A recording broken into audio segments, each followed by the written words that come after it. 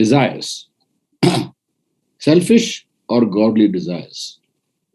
Desires are something all of us have in life, and desires are sometimes desires of the heart. We may not voice it, but in the heart we have desires.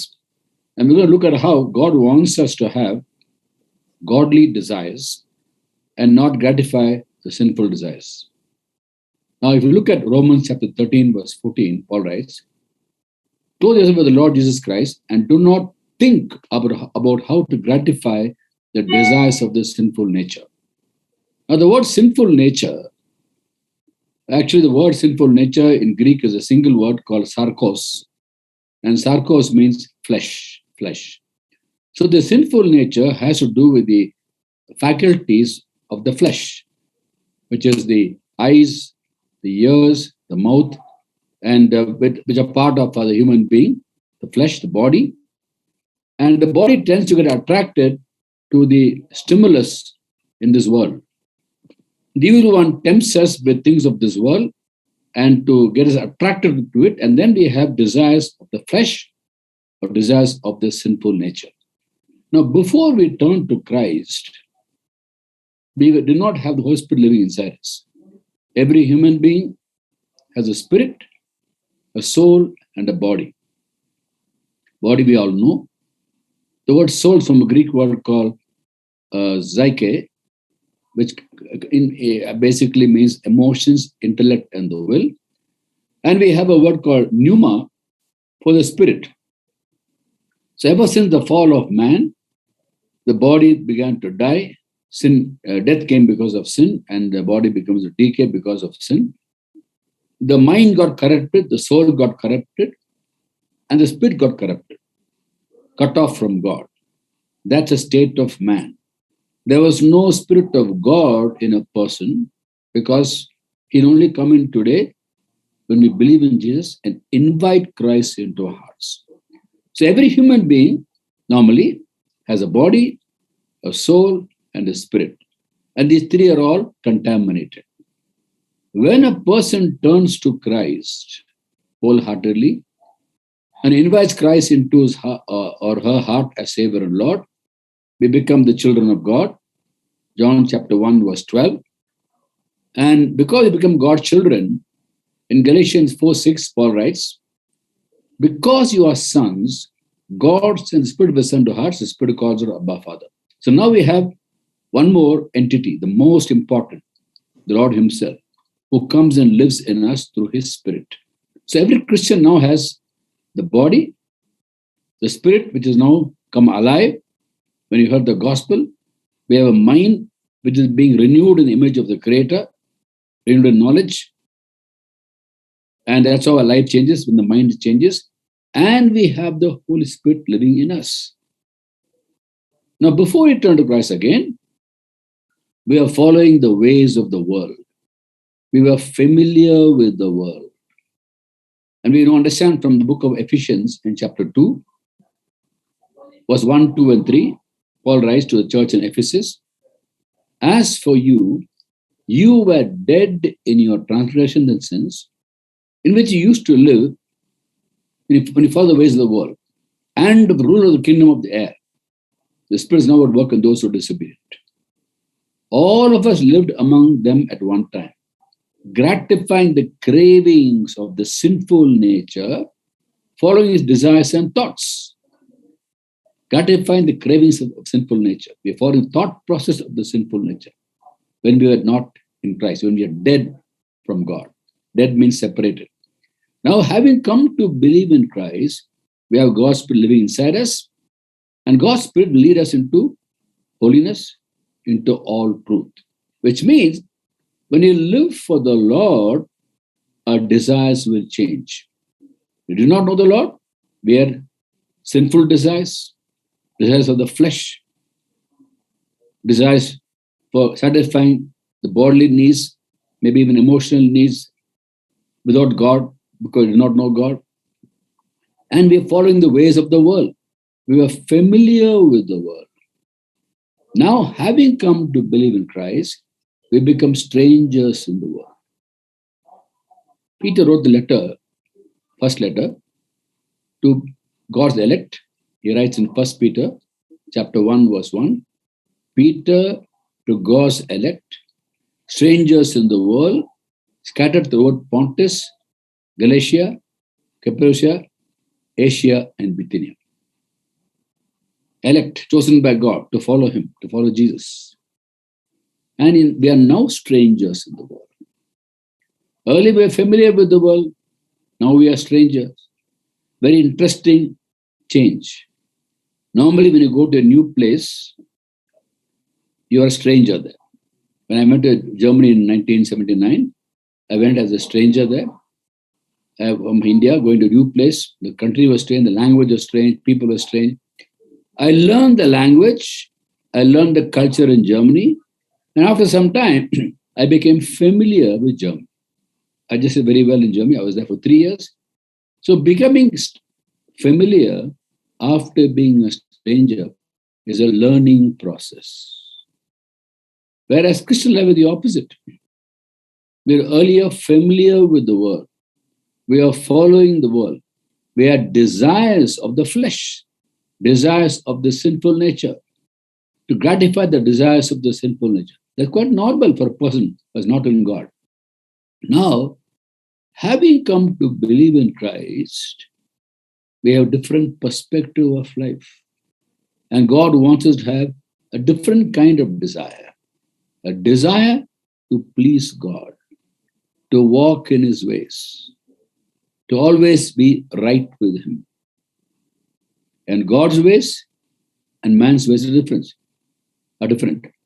God's thoughts and man's thoughts are different. So we have to undergo this transformation, and that actually happens immediately, if you ask me. Personally, for me, it happened immediately. The life change is a process. We're constantly becoming better and better people as they yield to God. He changes us slowly but surely. And this transformation is a process. But the desires of the heart, actually, when you love God, will change immediately. We'll all want to find out what pleases God and do it. And we can't anymore be familiar with the world. Now, just like becoming familiar after being a stranger is a learning process, becoming a stranger after being familiar is an unlearning process. So minds have to be changed, and the Holy Spirit does it. Today, he is our counselor, guide, convictor, empowerer for us to walk in the ways of God. Now, this does not mean when you become a believer, the sinful nature automatically changes. It is there in the body. But then we don't live by the sinful nature. We live by the Spirit. In the book of Romans, in chapter 8, verse 5 and 6, Paul writes, those who live according to sinful nature have their mindset on what their nature desires. Those who live in accordance with the Spirit have their mindset on what the Spirit desires. The mind of sinful man is death, but the mind controlled by the Spirit is life and peace. Every Christian has this alternative. They have either live by the world or live by the Spirit. Live by the sinful nature or live by the Spirit.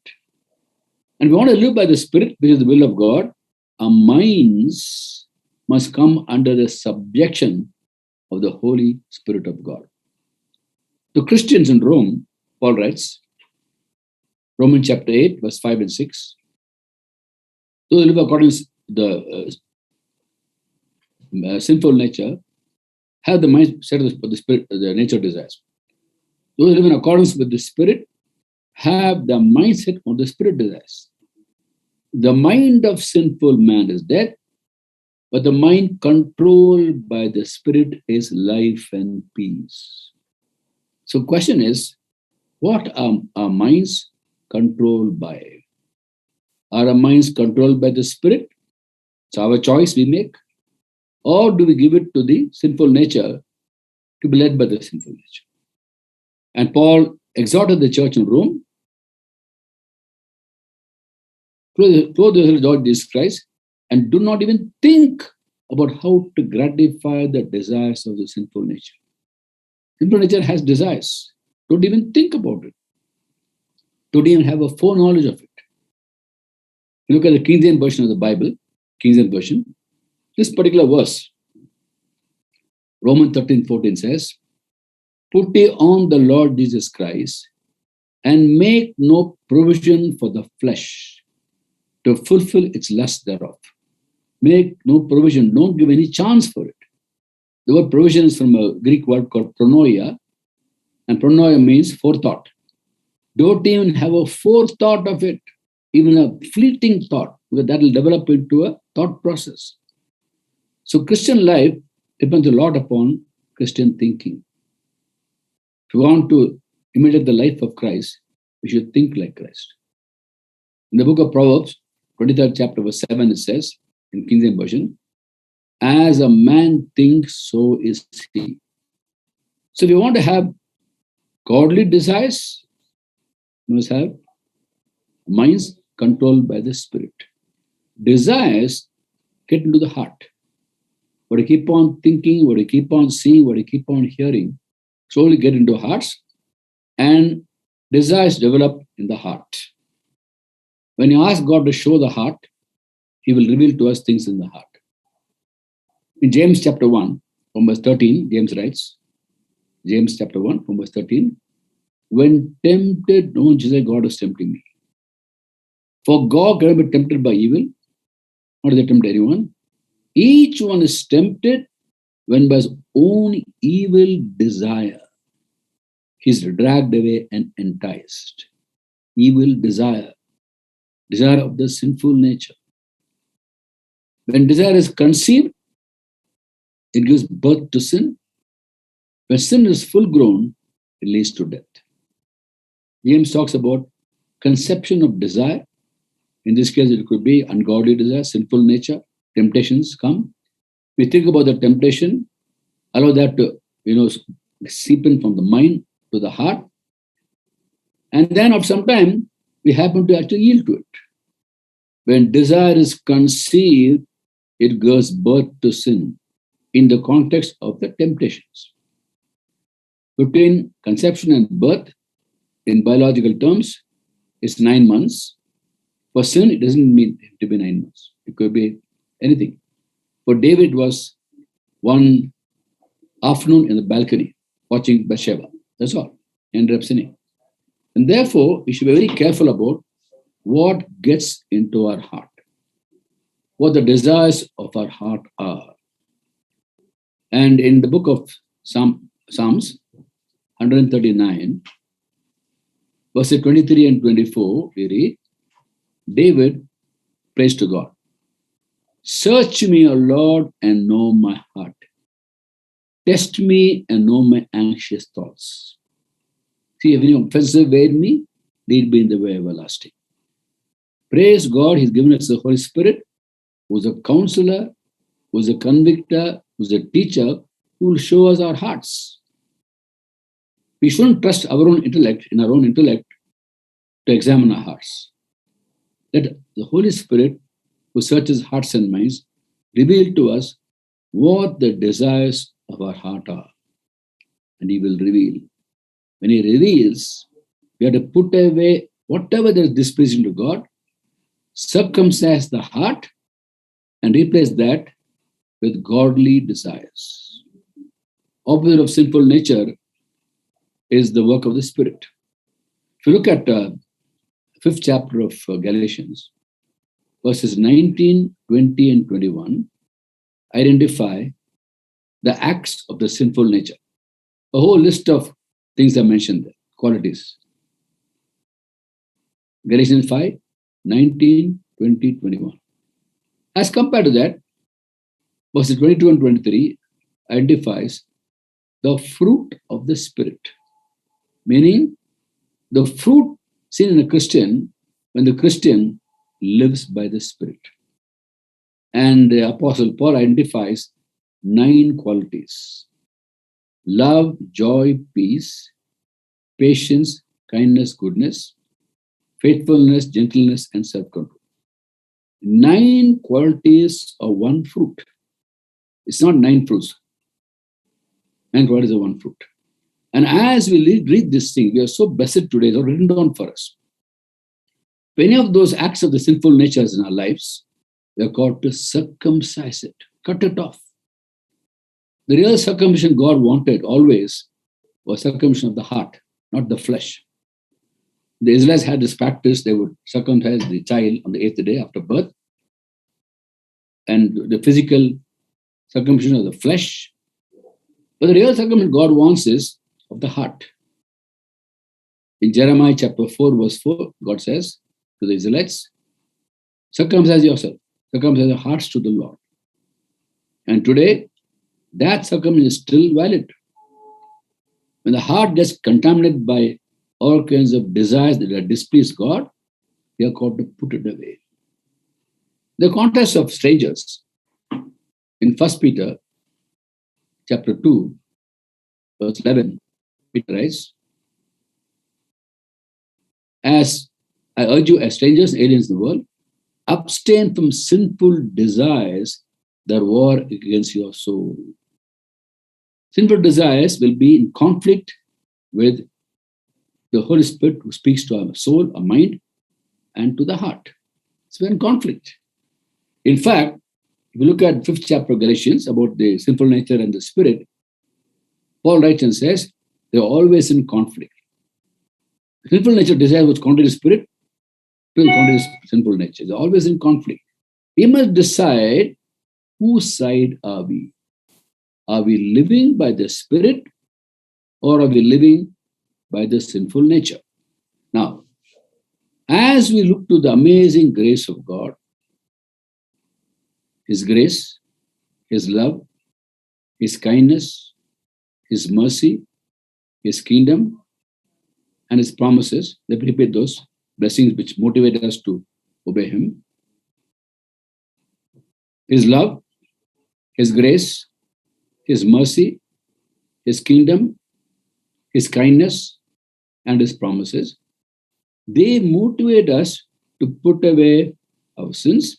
In fact, Romans chapter 12 verse 1, Paul writes, in view of God's mercy, meaning because of God's mercy, offer your bodies as living sacrifices, holy and pleasing to God.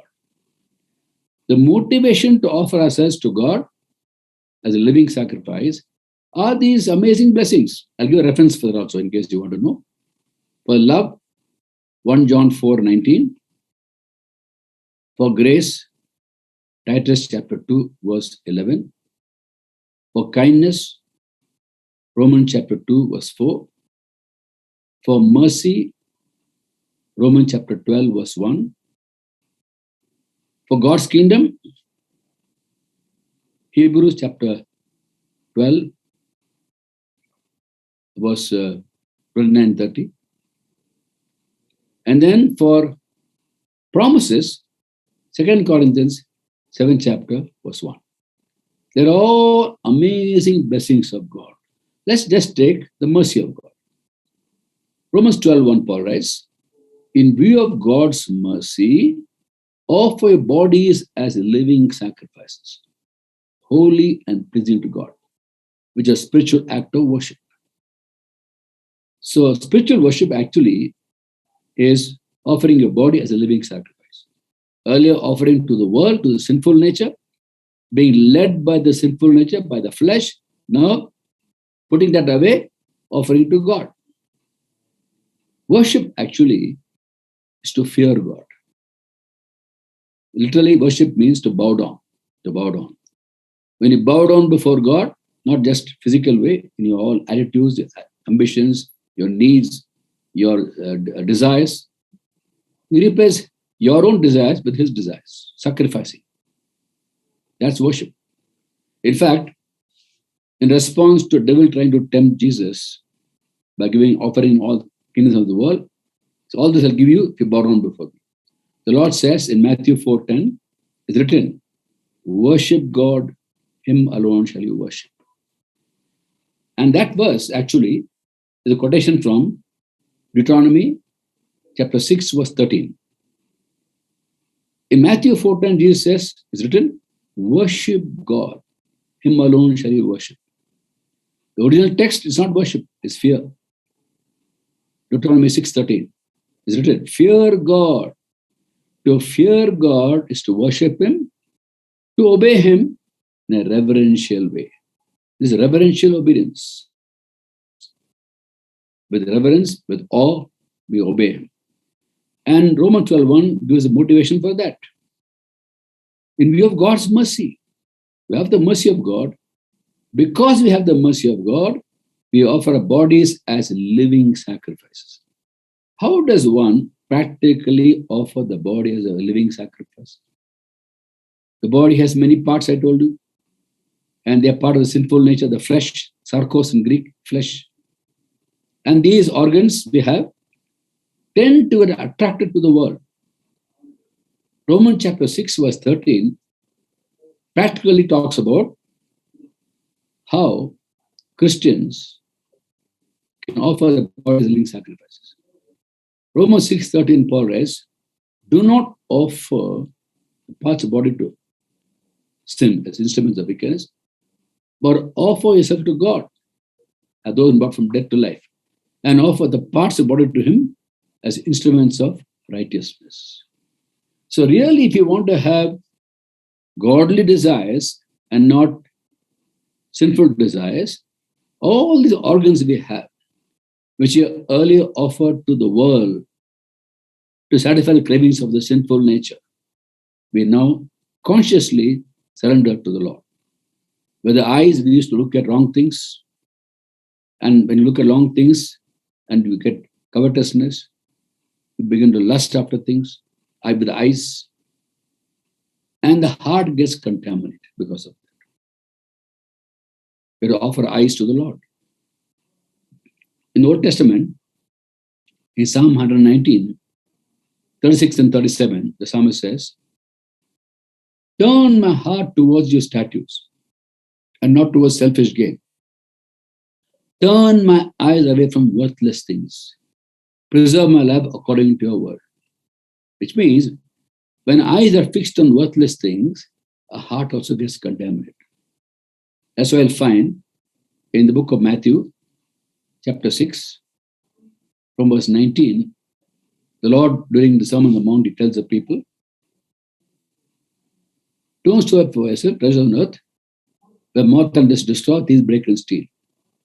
But store up treasures in heaven, where moth and dust do not destroy, thieves don't break and steal. For where your treasure is, there will your heart be. A heart be where a treasure is. Then verse 22-23 says, the eye is a lamp of the body. When eyes are good, whole body is full of light. When eyes are bad, whole body is full of darkness. If the light is darkness, how great the darkness. The next verse 24. No one can serve two masters. Either love the one and hate the other, or be devoted to the one and despise the other. You cannot serve God and money. What's the real problem there? Why some people serve God, some people serve money? Problem is the eye. What do we keep on seeing in the world? They become our treasure. A heart will be there. And we serve money to get it. And then we get it also, but it will perish. Whereas, when the eyes of our heart are enlightened to look at things of God, He will always be our treasure. So we serve Him. When we serve Him, we'll have rewards, and they will not perish. So very important to understand. Earlier we looked at things of this world. Now we look into scriptures. We read scriptures. Look at things what God is doing. And not get distracted by things happening around us. Similarly, ears. Earlier we offered the ear to gossip, to slander, to people backbiting. Now we offer our ears to the word of God, to God's word coming into our ears.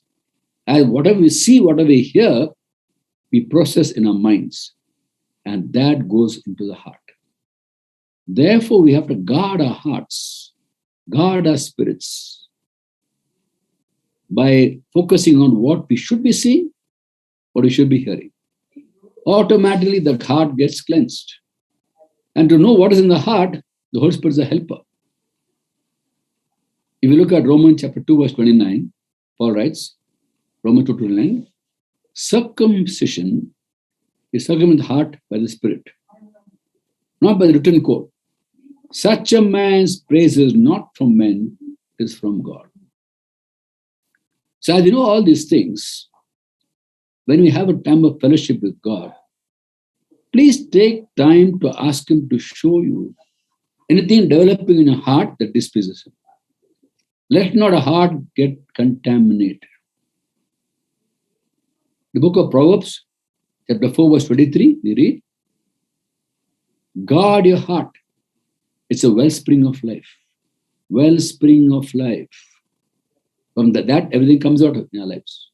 What we speak, what we do, comes from the heart to the mind. So when you want to have a desires of godly desires in our heart, then we have to cleanse the heart of all the unwanted desires of the sinful nature. We do not know God, following the ways of the world, for desires and thoughts of the sinful nature. Now, we go the thoughts of the Lord Jesus Christ and don't even think about how to gratify the desires of sinful nature. It's all in the mind. And finally, we read in the solution for the problem is living by the Spirit. In Galatians 5:16, Paul writes, so I say, live by the Spirit, and you will not gratify the desires of the sinful nature. We have the desire of sinful nature. The heart maybe won't gratify it. Then as you keep on resisting and opposing that, then you will find desires change. Desires will change. When we are abiding in the Lord, we'll have godly desires. All desires will go away. Because we are being fed by the word, and the word cleanses the heart, cleanses the mind. Today, God is has the privilege of writing His word in the hearts and minds of every Christian. Prophesied by Jeremiah in Jeremiah 31:33. God says, I'll put my law in their minds and write it in their hearts. Today that's fulfilled, according to Hebrews 8, chapter verse 10. So as we let God's word go deep into heart and mind, God's word will counsel the heart. Will counsel and guide the heart. In Psalm 119, verse 24, the psalmist says, your statutes are my delight. They are my counselors. In Psalm 19, verse 11, psalmist writes, this is David, other one is Ezra. He writes about how the word of God, by the word of God, your servant is warned. God's word warns the servants not to go into sinful nature. And God's word counsels us. And we live a life led by the Spirit, who will take the scriptures and teach us from the scriptures for us to walk in the ways of God. We're not orphans. We have the helper, counselor, empowerer living in us. The question is, are we crucifying the sinful nature which is prevalent in our lives? How? By the anointing of the Holy Spirit. I'll give a practical example. Imagine a helicopter taking off from a helipad. To take off from the helipad, it has to fight gravity. How can an aircraft go up? It has to fight gravity. The force pulling down the aircraft is gravity. When the helicopter rotors start moving, engine is in full power, it goes up. Why? The lift is more than the weight. The upward thrust of the helicopter supersedes the weight of the helicopter. Weight is because of mass into gravity. What is weight? WmG, mass into gravity. Gravity is always there. Mass is always there. Helicopter has mass. Gravity is always there. It doesn't disappear. But weight of the aircraft is M into G. Now, when the downward of the helicopter blades are so powerful, it supersedes the weight of the helicopter. So it goes up. That's why helicopters fly. When a helicopter flies, it does not mean Sinful nature, the weight is not there. Doesn't mean gravity is not there. Gravity is there. Weight is always there, but gravity is there. Doesn't disappear. Similarly, the faculties we have, eyes, ears, mouth are always there. But we use those for God's glory, offered to God, used by Him. And we rise above the temptations of the sinful nature, the flesh. In fact, Paul writes, Romans 8:13, he writes about, fill you according to sinful nature, you will die. If by the Spirit you put to death the misdeeds of your body, you will live. You will live means you will grow. Life means growth. Anything that has life grows. If we are living Christians, we are growing Christians. We are not stagnant. Then again, in Galatians 5:24, Paul writes, those who belong to Christ Jesus have crucified the sinful nature, the passions and desires.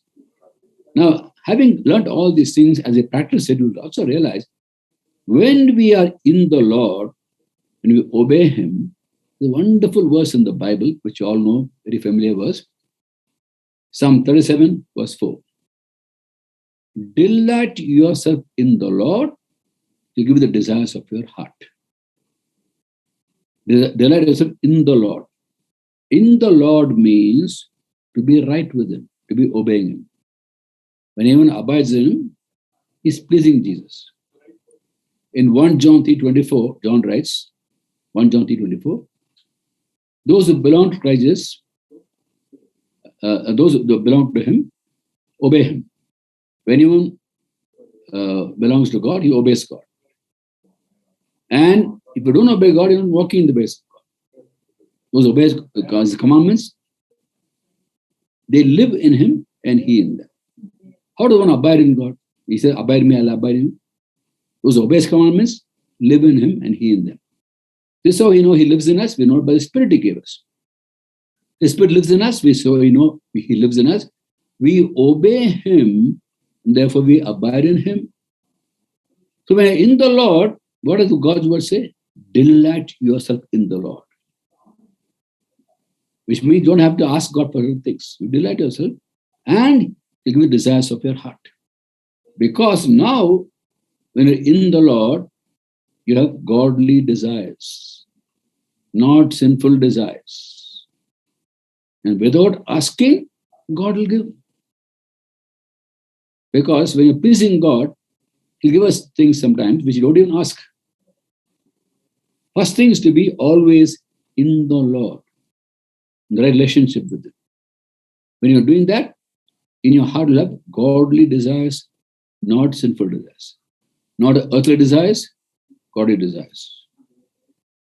And then we have needs. And He'll give you the desires of your heart. Simply because desires now, when you're in the Lord, are not sinful, they are godly. They are desires that please God. And when there's something that pleases God, He will give even without asking. Sometimes we think unless we ask, we won't get. The Lord did tell people that you don't have to go and ask God. Ask and be given to you. Having said that, there are examples also. When you ask God for the right things, for the more important things, He'll give you other things you didn't even ask. Let me give an example from the Bible. Take Solomon. Solomon was asked by God, ask whatever you want me to give you. Solomon asked for wisdom, discernment. He knew what to ask. He knew why he was asking. I want discernment. I want wisdom to govern your people.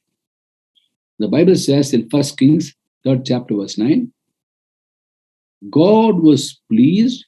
Solomon asked for this.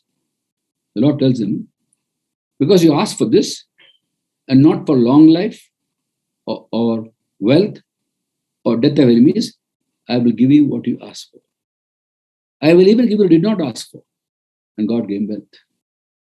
So when he asked God for wisdom, what did he get? He got wealth apart from wisdom. How long he lived, I don't know. It's there in the Bible, but he lived long. Most important thing is, without asking for wealth, God gave him wealth. So when you walk in the ways of God, don't have to worry about our needs being met. He'll provide our needs. God loves to bless his people. And nothing on asking, please ask for more important things. Godly desires, desires that please God. A simple test is, when you have some desire in your heart, ask yourself, would Jesus have the same desire? Would he have that desire? He was totally consumed in doing the will of the Father, Jesus.